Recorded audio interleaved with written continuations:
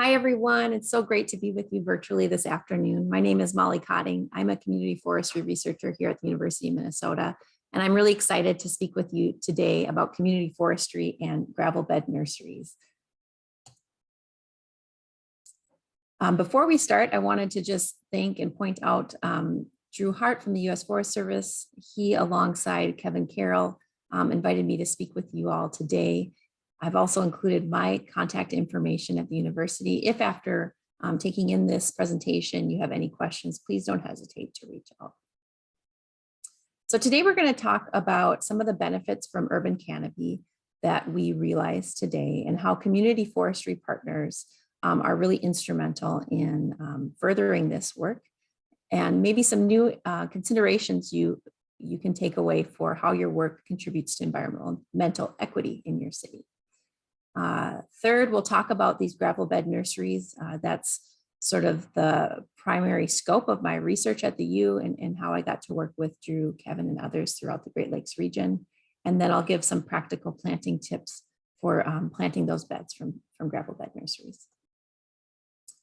Before we begin, I'd also like to center us in a land acknowledgement.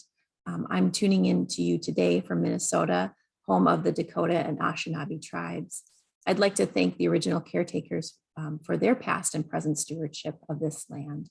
First Nations people really are our nation's first environmentalists, and it's important that I acknowledge the ways in which dispossession of their land and mismanagement of it have contributed to the loss of biological diversity and ecological endangerment of our precious natural resources.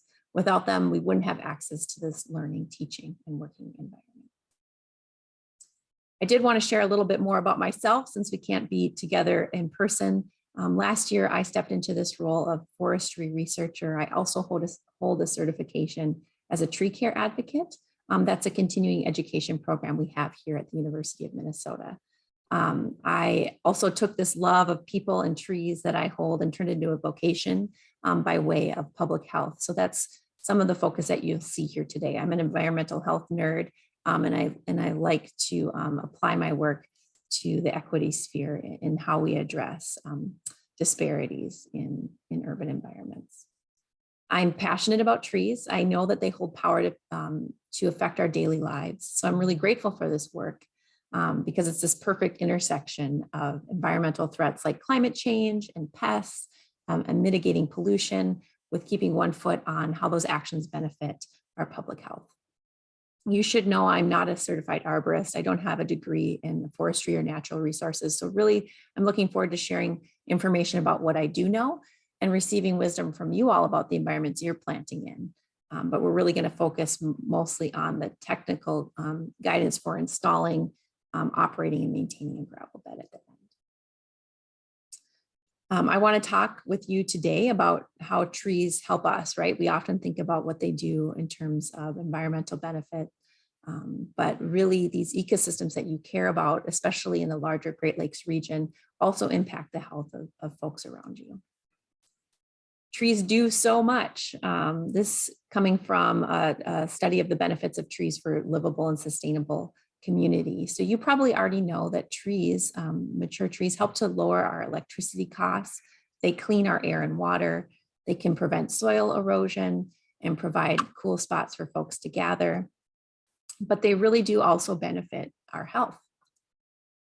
I thought that these sort of like really practical or tangible study findings might help you as you talk to community members about the work that you're doing and the ways that your projects are funded.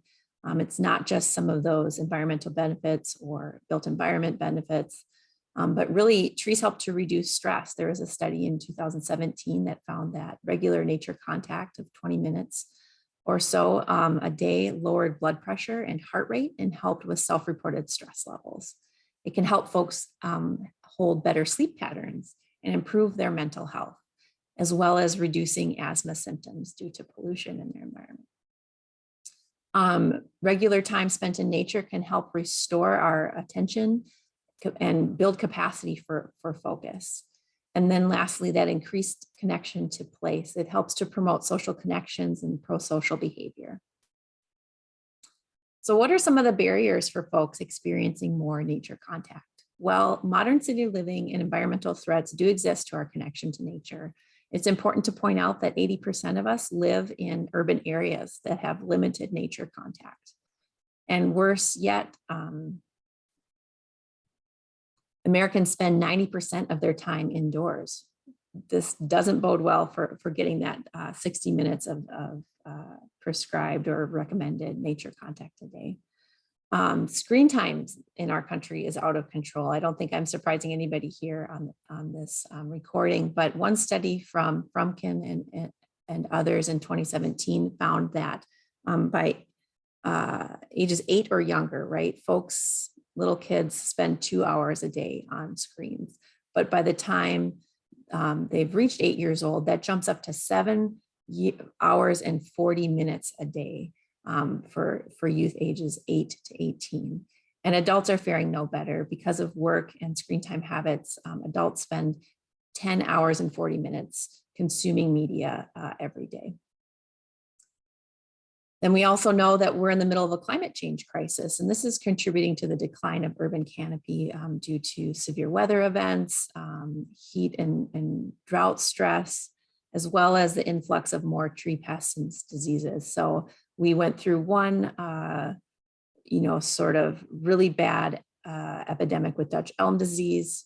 I know I'm preaching to the choir here on efforts across the Midwest to deal with emerald ash borer, pine beetle. So, this will only become more pronounced as our weather patterns shift and new pests are introduced. So how can the work that you are doing as community foresters really increase the impact of urban canopy? Well, by educating folks, by participating in restoration events or helping with pruning activities, you're really building resistance to climate change. You're also helping to foster a connection to place, not only by beautifying spaces, but really community ownership in some of the practices that you're employing, and encouraging stewardship helps folks feel more connected to their community. You shouldn't forget that you're improving health of your community members, both mental and physical. And you're really a great assistant for not only municipal departments, but other land management agencies, helping them to be more efficient when they're facing budget constraints or trying to mitigate new threats like EAB, or the types of land that they're authorized to work on, right? If your city can only touch boulevard trees or park trees, maybe you're going into homeowners or landowners and working with them on their residential land. And your work really has power to address environmental inequity. Your projects can center community priorities and help folks maintain their new trees. And by paying closer attention to the canopy inequities in your community, you can really sort of target these approaches to areas of cities that need trees the most. You might be asking yourself, how do trees help environmental equity?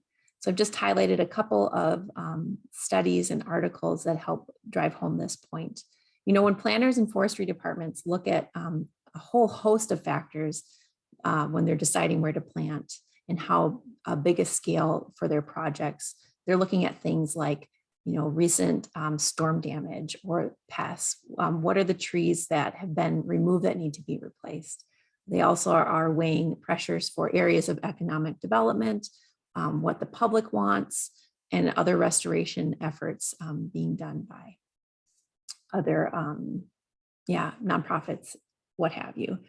And I think another huge factor that is being considered, but should be considered even more, is tree equity. This concept is how evenly is the canopy distributed across cities. So this article from the New York Times last year looked at a pattern that's repeating across the country and in the Midwest. So you have really maps that look at those sort of like different shapes are on the, let me get my pointer down here. On the left-hand side, you have red line neighborhoods. And I'm going to talk a little bit about what redlining was or is and how it still impacts communities today. And then you have non-redlined areas over here. And what you see is a difference in land surface temperature. So redline neighborhoods nationwide experience higher fluctuations in land surface temperature because they don't have as much tree canopy than non-redline neighborhoods.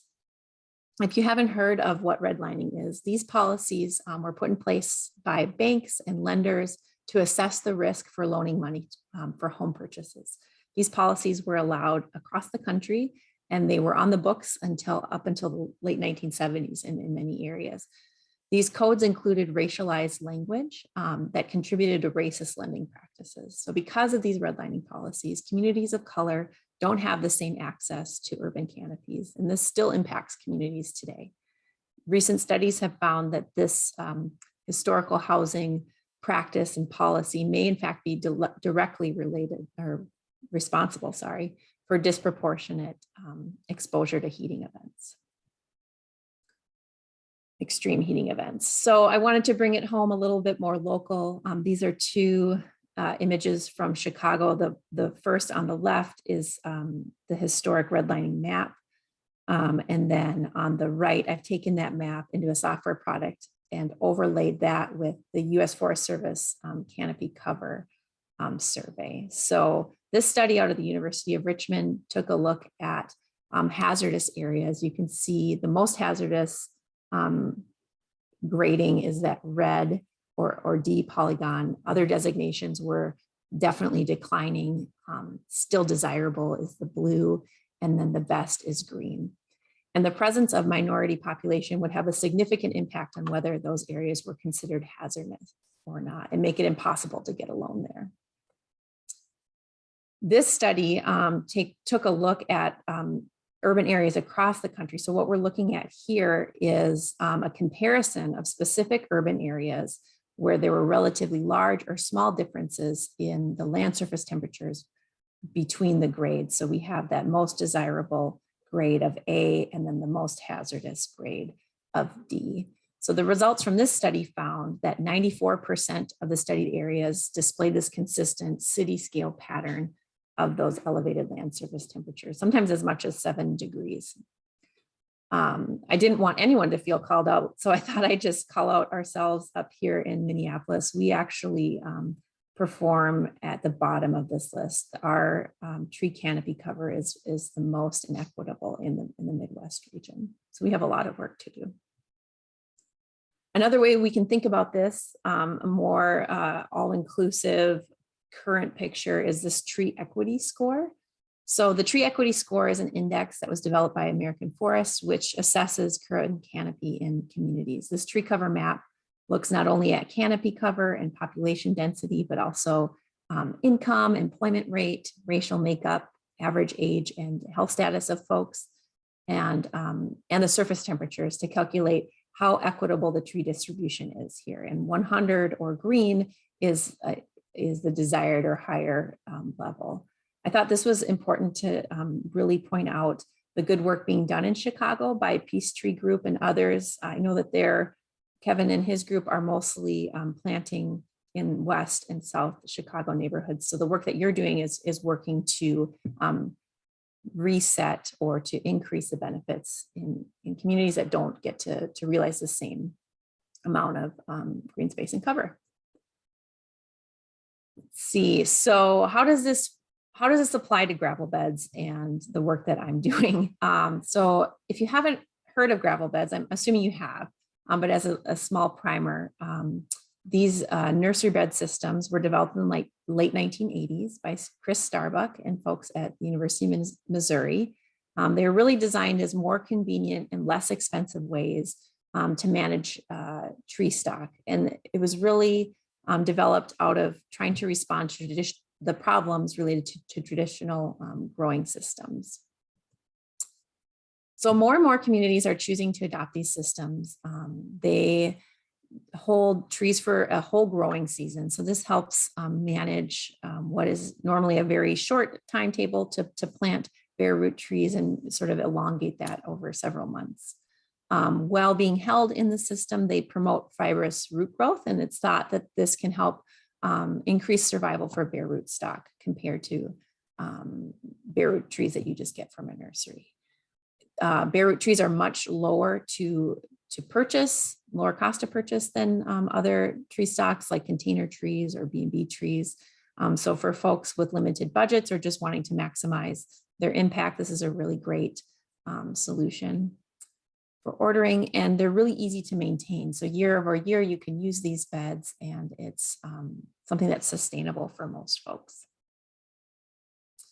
A couple more thoughts for that. I don't think it's really contained in here, but when you're leading volunteer projects, you know, if you were going to be planting B&B trees, container trees, those heavier rootstocks, they're harder for volunteers to manage and often involve specialized equipment. So depending on the size and scale of your project, you can do a lot of this work by hand, and that is suitable for volunteer projects.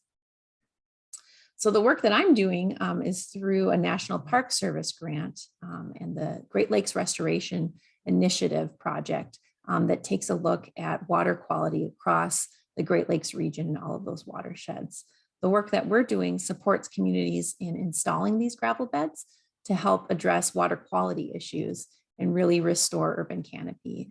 It's my job to work with folks like Drew, Kevin, and others to track how those trees are faring, what's their survival, and then how they're benefiting not only the ecosystem, but really, you know, how feasible was this for your community group, and what can we learn from what you're doing to help others. Since 2017, we've been working with cities in Minnesota, Wisconsin, Michigan, and then most recently, we've teamed up with Drew and Kevin in Illinois, Indiana, and some folks in Ohio. So how has your project been helping us? Well, really, you've been doing this work for a couple of years. So your planting projects are not only contributing to water quality improvement and canopy restoration. We have a gravel bed in Indiana Dunes National Park and another one in West Chicago. But really, you're also helping community members. You're engaging them in volunteer planting groups. And the data that you provide is helping the National Park Service understand better what's the impact of the work that you're doing on a cumulative scale with other folks. By sharing information with these new partners, they're learning about how much it costs to install it, what's the utility, what are the pros and cons of using it, and what are the lessons learned. So you might be asking, actually, let's do this one first. So you may or may not have seen example pictures of community gravel beds. Really, all you need is a flat surface and pea gravel, but people have really taken a lot of license and creativity to build or repurpose community gravel beds in ways that work for them. So here we have some examples of gravel beds in Minnesota. You see repurposing of things like dumpsters, and in the city of Duluth, they're using concrete traffic barriers to be the walls of the gravel bed. You'll see folks who use 4 sides. You'll see folks who have 1 or no sides, right? Depending on the equipment that they need to get in to access the bed. So once you have the pea gravel on the ground, you also need a way to irrigate it. And so there's lots of creative ways to make sure that the gravel stays moist, whether it's drip lines or sprinkler heads. And we'll talk a little bit more about that later. But really the idea is you're helping to improve the roots by holding them in this medium over the summer. So what does it look like to install the trees in the bed? Well, right about now would be the time that you'd want to install the trees so that you can get them acclimated to the environment before it gets really hot. Some folks use them just for a short period of time, like 6 weeks. Others hold off until the fall, so watering over the entire summer. And really this promotes a couple of things: great root production, and then also better sort of transition for those plants, because if they're planted in September, they have enough time to kind of establish in the soil, but you've sort of not given them, they're not being placed in the ground at a time where it's higher temperature shock. When you install trees in this bed, you are looking at a lot of different factors for spacing, and we've helped folks make decisions based on the size of the trees, wanting to make sure that those roots don't get entangled in the pea gravel, just makes it easier to get them out, and looking at how irrigation impacts that. I think I'll just go right back to this costs and some other considerations. So in working with folks for the 2021-2022 season, we helped a couple folks for an average of $1,500 to $1,700 install 10 by 30 beds. Both of these groups decided on 4-sided cedar sides and had relatively flat bare ground surfaces where they installed landscaping fabric and some irrigation materials. So to give you an idea of that, you want to look at the site and the size of the bed that you need, considering if you're going to need to level the grade. Ideally, you would have concrete or asphalt underneath just to minimize the risk that the gravel gets incorporated in the soil underneath below it. It gets a little tricky, but we have some workarounds there. And then considering what is the total sun exposure for the site. You'll make decisions based on irrigation. So we have folks who rent land or space shared with other community farming plots. So they're sharing a water source. You might be outside of a municipal building and have absolutely no problem accessing your own private line. We have folks who use fire hydrants and that access like intermittently. And then folks who have, a consistent source of water. In fact, one of our partners, the one I was telling you that rents land, doesn't have a consistent water source. We helped them to place big irrigation storage tanks. And so they're going to be running their irrigation timers off of that source. And it'll be interesting to support them in figuring out that timing and just be able to report back on that as a sort of portable water source, right? Another thing you want to think about is how you're accessing the beds, not only for installation, but planting out. Depending on how many you're planting and the size, you might have specialized equipment that you're getting in there, a bobcat or a tractor trailer. And then will you be transplanting trees by hand or using that machinery? So that can make some decisions about having one side off, right, to access. So thinking about irrigation, this is one of the questions that comes up most frequently as people are planning their bed. I think when we think about the needs of your plants, of your trees, it's good to just get it in your head right away. It's really variable. We're looking at a lot of different factors, including weather patterns, sun exposure, the size and number of trees that you have in your bed. But you're going to need to get on a schedule. So something that we really advise is having irrigation timers and making sure you're also thinking about scheduling volunteers to regularly check the moisture levels of the bed, especially in those first couple weeks as you're getting settled. One good initial rule of thumb is that you'll need about 100 minutes of irrigation per day using cycles. Now this depends on the flow rate of your system, how many trees it's delivering to, and the total area of the area being watered. But some example cycles from our partners are watering 15 to 20 minutes every 6 hours in a day, lessening that to 10 minutes. We had one partner that got away with 15 minutes once a day, although I wouldn't advise that for most folks. They must have had a pretty shady spot. And then you want to check the moisture of your bed and adjust that measurement based on real world circumstances. A disclaimer or reminder, these are recommendations, not rules. And if you had any questions, you should feel free to reach out to me, Drew, Kevin, about how they run it, or we can talk to some of our other partners. So lastly, I wanted to leave you with, there are some folks who will be tuning into this that are very experienced in planting, maybe not from gravel beds, but bare root trees. And there's folks that are kind of on the learning edge of that curve. So I thought I'd wrap it up with planting tips from the gravel bed. So first, when you're planting from the gravel bed, it's important to remember that you're taking only what you need. You only need to take as many trees as you have hands to plant in a day's work. And this is really one of the advantages for using a gravel bed over getting a shipment of bare root trees that you have to run and hustle and plant over the course of a day or two. Remember to keep the roots moist in transit, especially. So we have a couple of suggestions for humid cover using things like clear plastic, not black plastic, or moistening fabric or mulch. And one of our partners really loved this solution because then, a bonus benefit is that your post-planting mulch is on hand at site ready to use. And then you're just going to follow normal planting steps. So for us, that looks like preparing the proper location where you want to plant the tree, removing the packaging material. This doesn't necessarily apply for bare root trees because all you gotta do is move back that layer that's been keeping the root moist.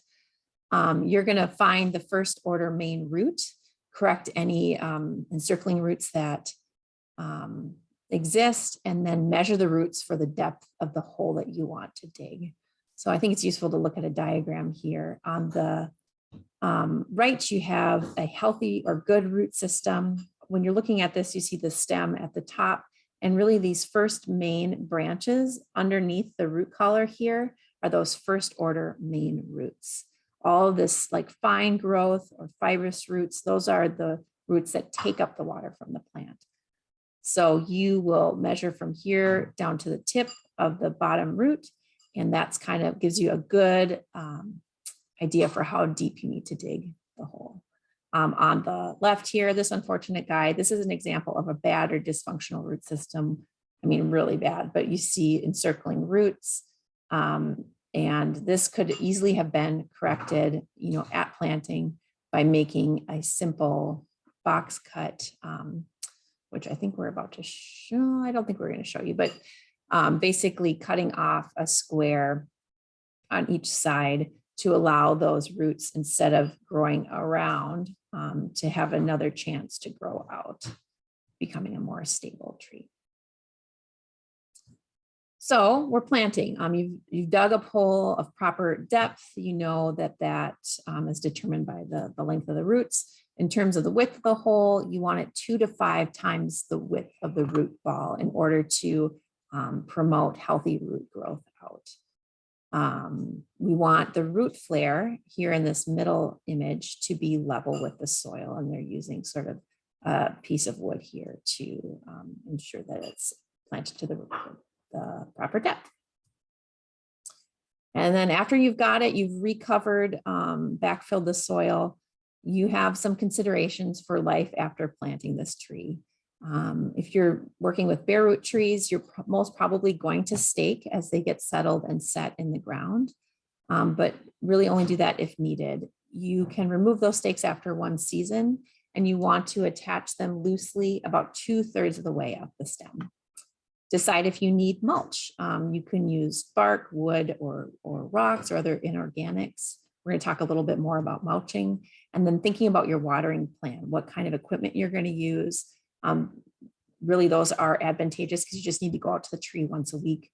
And it's important to note that newly planted trees can use up to 20 gallons per week. And then thinking about stem protection for critters, but also for lawn equipment. So a bit more about mulching.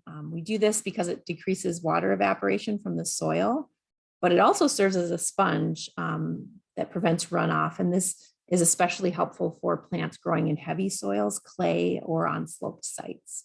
It helps to control weeds and also serves as an insulation layer for the soil and buffers some of those temperature extremes. Really important if you're planting in the fall, right? As roots are just getting established in the ground. It helps to reduce soil compaction from mowing equipment, but also weed cutters, other things like that. And then prevents damage to stems and trees. It can, another interesting,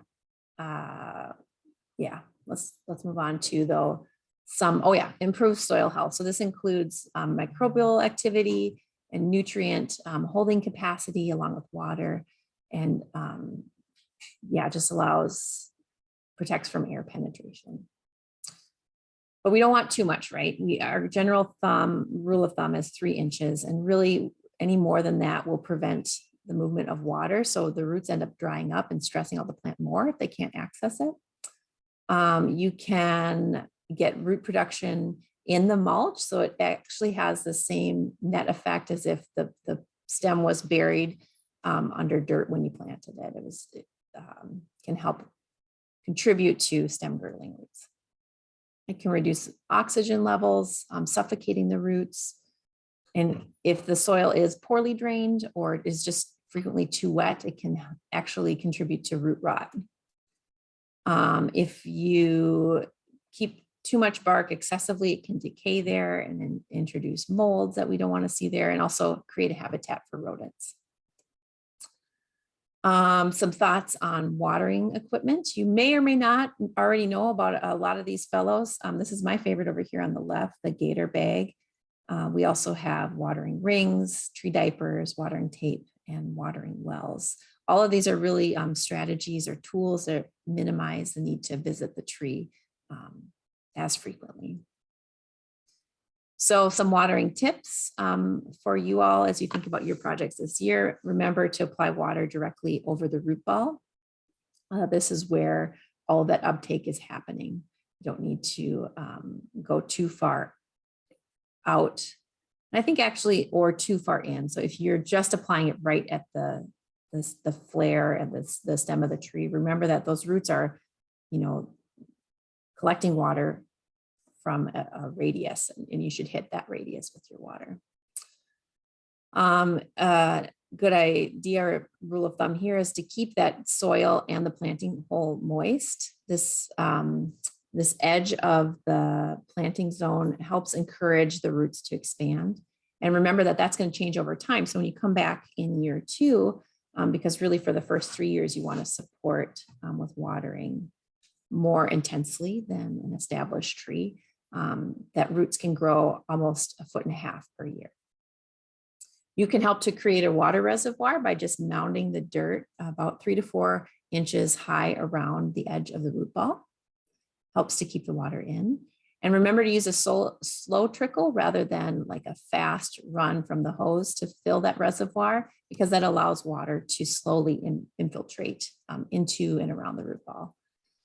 If you were going to use things like a tree gator bag or water ring, that also mimics that slow delivery, so you only have to water once a week.